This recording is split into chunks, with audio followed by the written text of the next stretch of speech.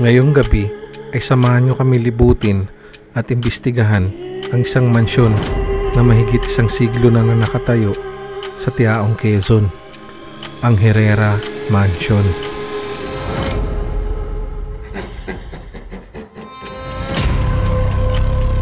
Hindi ko alam kung anong meron dito. Nakatakot tong library nila dito. Oh!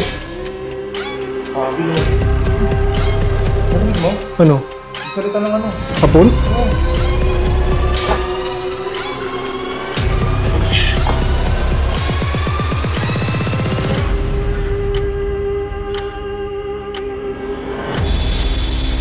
Grabe, lakas na yan.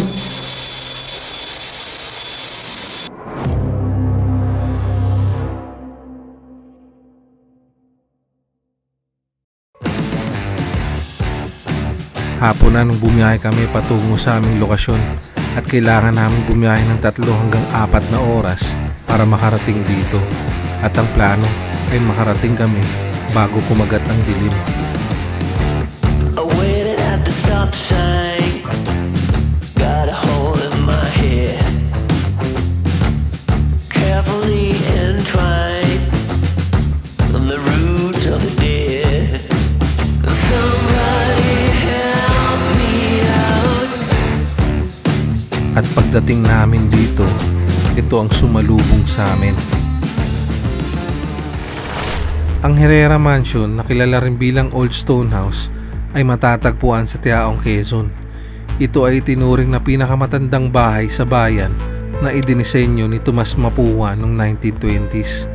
Ang mga orihinal na may-ari nito ay sina Isidro at Juliana Herrera.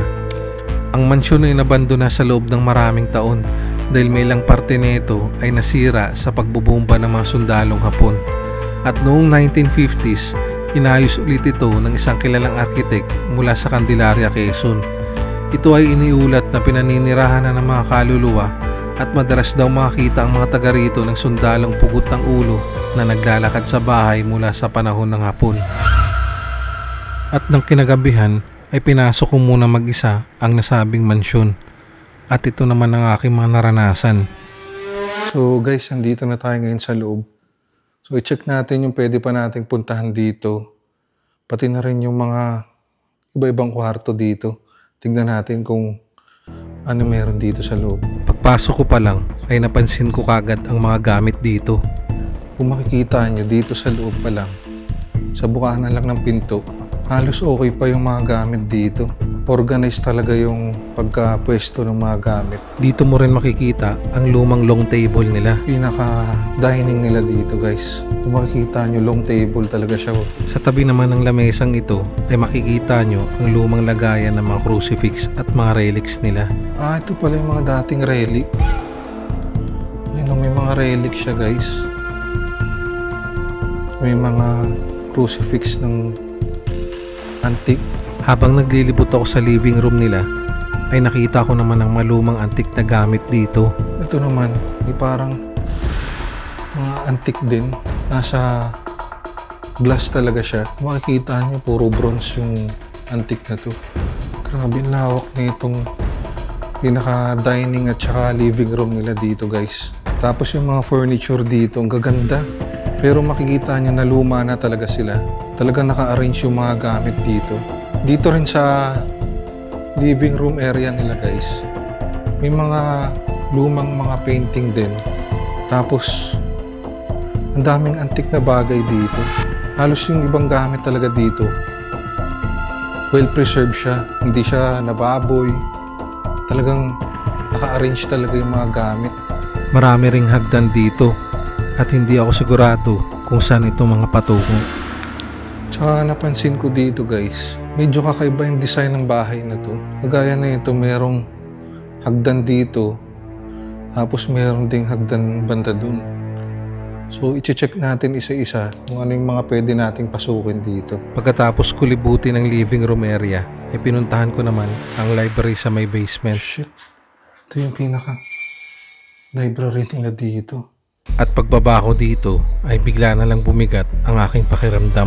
Iba yung pakiramdam dito sa baba. Medyo mabigat siya. Tapos iba yung amoy. Bigat ng pakiramdam ko dito sa baba. Di ko alam kung anong meron dito. Nakakatakot tong library nila dito. Samot-saring mga librong mga nakita ko dito. Yung iba pa nga ay kumpleto pa sa mga volumes nila. Ito para siyang mga volume ng encyclopedia.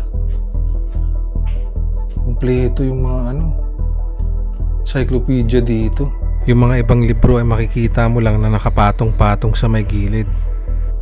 Ito naman, dami mga libro. Check natin yung ibang parte. So dito guys, meron pa rin daw pumupunta dito ng mga estudyante pag hapon. Dito sila nag-group study o dito sila nagre-research. Pero ang creepy dito sa baba. Grabe, ito siyang init. Iba yung pakiramdam dito. So dito guys, meron siyang parang dalawang upuan. Tapos dito naman sa kabila, ito naman yung long table nila dito. Tapos puro libro rin talaga dito guys. So subukan naman natin puntahan yung mga ibang parte ng bahay na to. Hindi ko talaga kabisado yung mga pasikot-sikot dito. Pero susubukan ipakita sa inyo. Sunod ko namang pinuntahan ay ang kanilang kitchen area na matatagpuan sa pagitan ng first floor at second floor ng hagdan.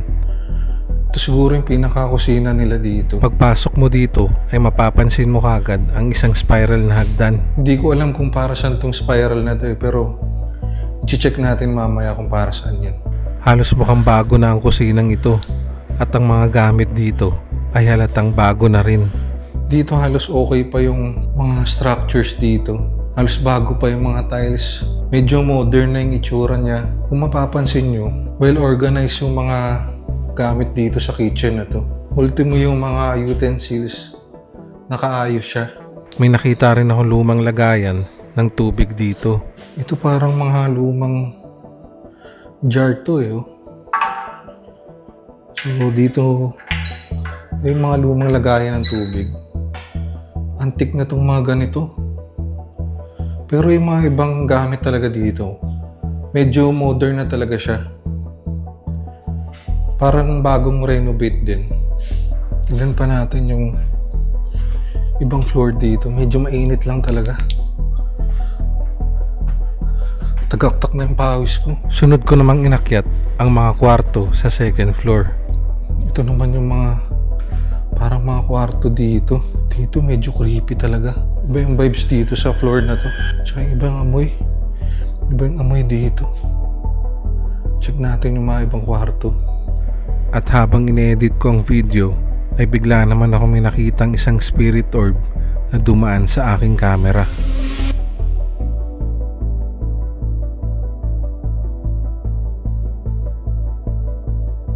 Hindi ko napansin ito nung nagbi-video ako. Kaya tumuloy na ulit ako sa aking pag-explore. Pinasok ko muna ang isang kwarto sa tabi ng hagdan dito. So dito guys, may mga furniture dito na antique na talaga. Yan oh. Kita nyo, solid talaga yung kahoy. Pero yung kama dito, feeling ko bago tong kama na to eh oh. Kasi may plastic pa. Hindi ko sure kung para sa itong mga ibang pintuan dito eh. Pero ito pala CR. Ang ganda ng CR nila oh. Halos bago pa. Itong kwartong to medyo may pagka-modern style na siya. Pero makita mo yung mga bintana nila, lumang style siya oh. Ayan oh, hindi ko alam anong tawag sa ganyang klaseng salamin eh. Pero ito yung mga salamin na luma eh oh. Lumabas na ulit ako para i-check naman ang isa pang kwarto sa palapag na ito. Ito may isa pang kwarto dito guys. Check natin kung anong itsura nito sa loob nito. So ito para sa vanity mirror to eh. Pero ang ganda ng bahay na to guys. Kung mapapansin nyo, ang gaganda ng antique. O kasi mahilig ako sa mga antique na bagay eh. Yung mga medyo luma. Kung makikita nyo yung kamang to, lumang design na rin siya pero preserve talaga ng may-ari. Pero yung mga bintana, feeling ko, ito pa rin yung original design niya. Tapos ito naman, Yung parang nilalagyan ng salamin dati. Tapos mga antik na rin yung mga drawer nyo. Kaiba oh. So merong 1, 2, 3, 4. Apat na kwarto dito guys. So nakadalawang kwarto pa lang tayo. Check natin yung iba pang kwarto. Dito ay pinasok ko na rin ang pangatlong kwarto sa palapag na ito. Itong ganda ng kwarto na to. Parang modern na luma siya. Pero yung ibang mga parte, mga modern na oh. Lalo na yung CR. So ito guys, may nakita akong isang drawer dito. Ito may pagka-antik na talaga siya eh. Yan. Medyo antik tong design na ito. Ito yung mga solid na kahoy talaga eh. Tapos kakaiba yung design niya. Meron siyang maliit na parang aparador oh. Kasi yung kama, siguro bago na to. Kasi hindi pa natatanggal yung plastic eh. Tapos dito naman, ito yung pinaka-veranda ng kwarto na to. Pero yung mga bintana, luma na. Alam niyo yun, parang pinaghalong luma at saka bago tong kwartong to. Halos lahat ng kwarto ganun, mga luma tapos may mga bagong parts. Sa mga oras na ito, ay pinasok ko naman ang kanilang mini library sa second floor. Medyo creepy dito. Medyo mabigat yung pakiramdam ko. Itong area na to, luma na talaga. Ibang parte niya. Tapos parang meron siyang mga mini library. Mas konti ang mga libro na nakalagay dito kaysa sa library dun sa baba. National Geographic yung mga libro. Halos kompleto yung mga volume ng libro ng National Geographic na to. Tapos ito naman yung mga bintana. Luma na. Ayan, reserve na talaga nila yung pagkaluma na itong bintana. So dito guys, ito siguro yung pinaka mini library nila. Kung makikita nyo, parang isang set na sofa dito. Tapos dito naman, parang study table na apatan. Tapos, itong katabi niya, yung spiral na hagdan. Diba kanina dun sa may kitchen, sa baba, may nakita tayong spiral dun. Siguro ito yung dugtong ng spiral. Halos luma na rin yung mga furniture na ginamit nila. Ito, feeling ko antik na to eh. Pati na rin yung sofa doon. Antik na rin. Chinek ko na din ang isang center table dito. Puro lang libro pa lang laman nito.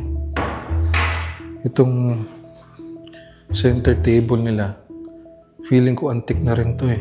Sa mga oras na ito ay pinasok ko naman ang huling kwarto sa palapag na ito. So ito, parang lumang kwarto rin siya. Tapos yung mga kisame, hindi pa siya nare-repair. Halos giba-giba na rin yung kisame dito. Pero yung kama, makikita nyo, bago pa siya, naka-plastic pa. So ito guys, mayroon ako nakitang isang veranda. Tignan natin. So ito parang maliit lang siya na veranda. Tapos may dalawang upuan, tsaka may lamesa. Kung mapapansin nyo guys, yung ibang parte ng bubong dito, gawa pa siya sa tisa. Yan. Lumabas na ulit ako sa kwartong ito para i-check naman ang isang hagdan papunta sa attic. Medyo nakakalito lang talaga yung kwarto dito. Pero sa floor na to, nakaramdam ako ng bigat. Siguro dahil sa luma na siya, medyo creepy tong area dito. So dito guys, may isa pang hagdan dito. Ito na siguro yung huling parte ng bahay. Tignan natin kung ano meron dun sa taas. At pag-akyat ko dito, ay hindi ko akalain na isa rin pala itong kwarto. So dito guys, meron pang isang kwarto. Siguro ito yung pinaka-attic nila dito. Pero maliit lang siya. Tapos yung kama, bago pa. Pero yung mga bintana, medyo luma na talaga siya. Ito naman yung pinaka CR sa kwartong to guys. Medyo modern na rin yung CR na to. Feeling ko yung mga Unang nasira dito sa bahay na to is yung mga CR niya. Kasi halos lahat ng nakita nating CR dito, mga bagong renovate na. Pati yung mga tiles, pati yung mga toilet bowl niya, halos puro bago na. At pagbukas ko sa cabinet dito, ay laking gulat ko dahil may nakita ako isang secret passage sa loob nito. Merong parang kwarto pa dun sa loob eh. Pero hindi ko sure kung kakasya ba ako dyan, pero itatry ko ah. Tatry natin pasukin kung anong meron dun sa loob. Medyo masikip ang daan dito, kaya hindi ako nakapag-video ng maayos. At makikita nyo naman sa kanang pinto ay isang daan mula sa kanilang kisame. At sa bandang kaliwa naman ay may nakita pa akong isang parang lagusan, ngunit hindi na ako magkasya dito, kaya hindi na ako tumuloy.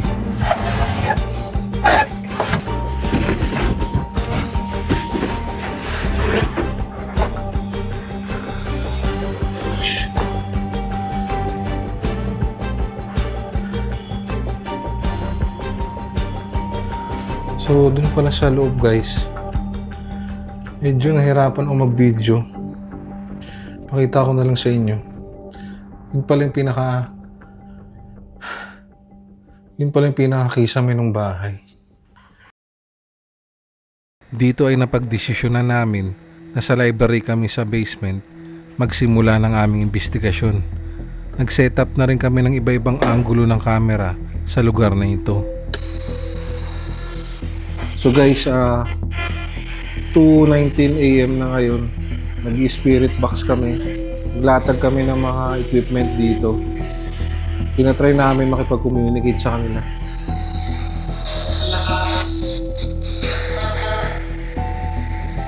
Kakumpisa pa lang namin, pero may nasasagap na frequencies ang aming mga devices. EMF ba yun? Oo. EMF yun? Sa mga oras na ito ay nagsimula na kami magtanong gamit ang aming spirit box. Lapitan niyo yung mga device na nilapag namin. Hintay namin maubos yung kandila. Gusto lang sana namin na malaman kung meron ba talagang ligaw na kaluluwa dito o may isang elemento dito. Maya-maya lang ay may nasasagap na frequency ulit ang aming REM pad. Uy! Grabe. Ha? Ang temperature yan? Sensitive pala talaga yung ano yan, no? Sa mga oras na ito ay nagsimula ulit kami magtanong. Pwede ka bang lumapit sa amin? Kumuha ka ng energy dito sa mga gamit na nilapag namin. Totoo bang mayroong nagpaparamdam dito na hapon? Dahil wala kaming makuhang response dito, ay sinubukan namin gumamit ng ibang lingwahe upang magtanong sa lugar na ito. Ano tawa ko ko niyan masuka? Oh! Kago! Pag-blink!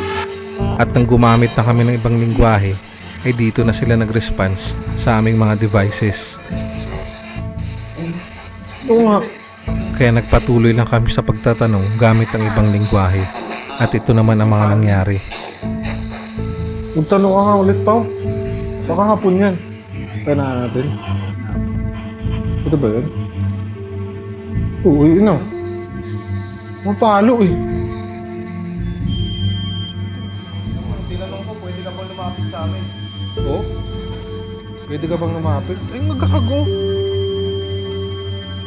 Paano yung dilaw? Ayun ang dilaw na. Uy, gago.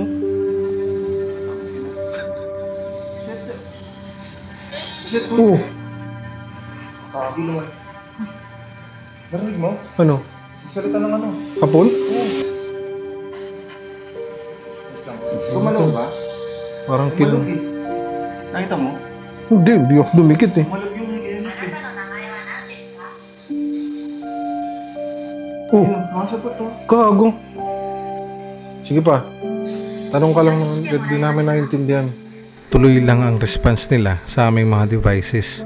Kaya nagpatuloy lang kami sa aming pagtatanong. Ilang taon ka na? Ayun oh. Oh. Paano? Hindi naman. Ang gago. Masagot, no? Ay gago, lakas na yan. Can you go here? Dito ko na ba? Oo, ayun oh. Oh.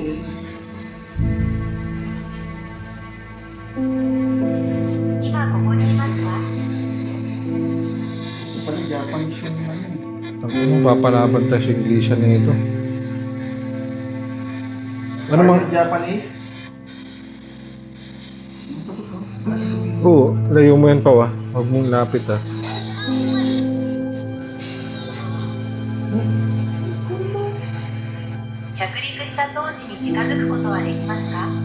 Oo. Ayun na naman oh.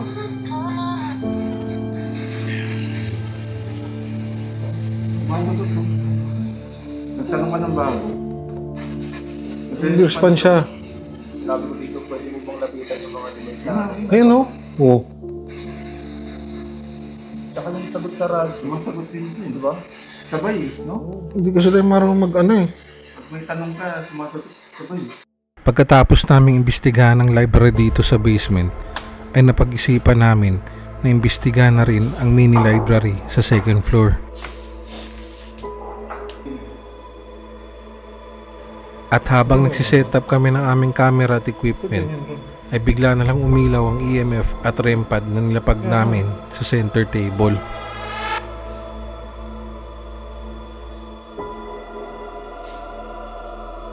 Pwede naman bitawan. Nakakapagtaka dahil hindi ito huminto sa pag-iilaw. Kaya naisipan ni Aaron na i-reset mismo ang mga devices.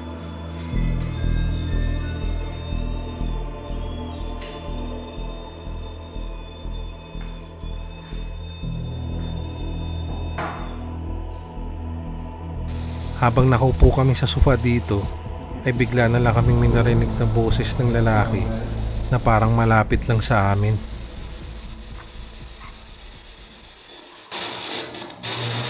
Ha? Ha?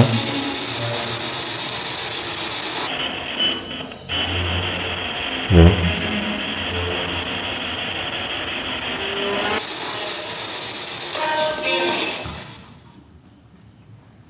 Kago na yun. Yung boses. Ha?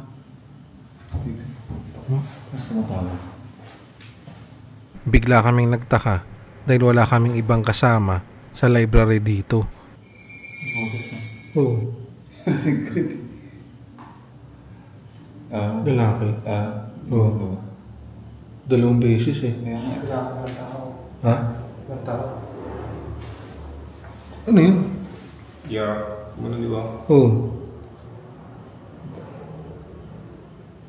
Ng tao.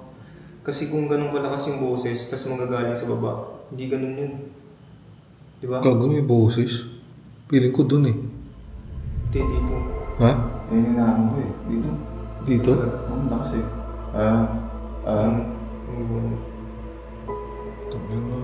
Naman yung ano eh. Lalaki yun eh. Malaki boses eh. May puno kasi dito eh. Baka Kapre? sa baba ano eh. Talagang ano eh. May pitik lang. Sa mga oras na ito ay nilipat naman ni SCP ng pwesto ang EMF. At ito naman ang mga nangyari.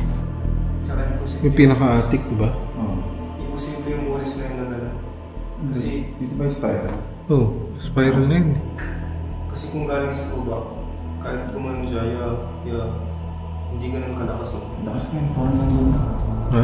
Parang nandyan na yung boses. At sa oras na ito ay may unti-unti namang lumalapit sa aming REM pad.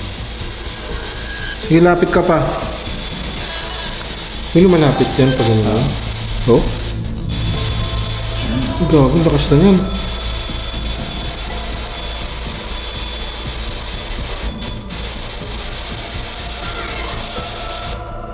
Umilaw na. Sobrang lapit ko. Pag umilaw lahat? Di ba? Uy, may tik mo ano. Ayun, sigurado na tayo dyan. Legit na yun. Lumipat dun. Ha? Wala rin. Sige, lapit ka pa dito sa amin bago maubos tong kandila. Pwede ka bang makipag-usap sa amin dito? Hindi na oh. Kailangan mo ng ganito oh.